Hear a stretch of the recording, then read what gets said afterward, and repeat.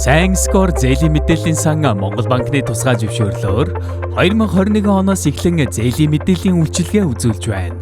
Мөн Сайн скор мобайл аппликейшнийг 2023 онд үйлчилгээнд нэвтрүүлсэн юм.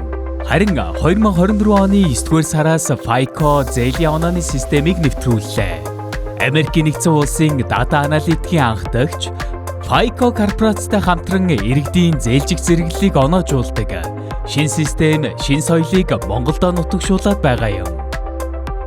Ийм Mongolia платформ дээр тухайн өөрийнхөө эрхээр нэвтрээд Сайн скор гэдэг зээлийн мэдээллийн лавлгаа авч болно. Мөн зээлийн онооны үйлчилгээ гэдэг FICO скор гэсэн үйлчилгээ байгаа. Энээс гадна Сайн скор гэдэг манай гар утасны аппликейшн байгаа. Тэн дээр мөн өөрийнхөө одоо дангаараа нэвтэрж ороод өөрийнхөө зээлийн төв, үр орлогын харьцаа болоод FICO оноогоо тэгээ яагаад энэ оноо авсан бэ гэдэг дөрвөн суурь шалтгаанаа бол иргэн өөрөө харчих боломжтой.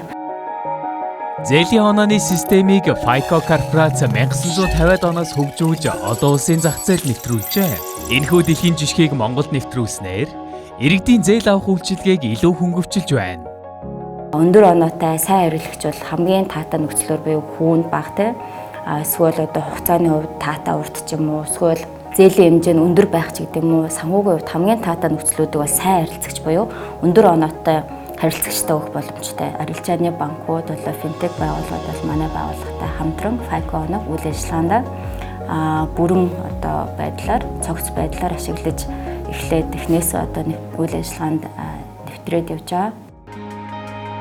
Сайн скор зээлийн мэдээллийн сан арилжааны банк болон банк бус санхүүгийн байгууллага хадгалам зээлийн хоршоо зэрэг санхүүгийн салбарт үйл ажиллагаа явуулж буй 450 гаруй байгууллагад зээлийн мэдээллийн үйлчилгээ үзүүлж байна.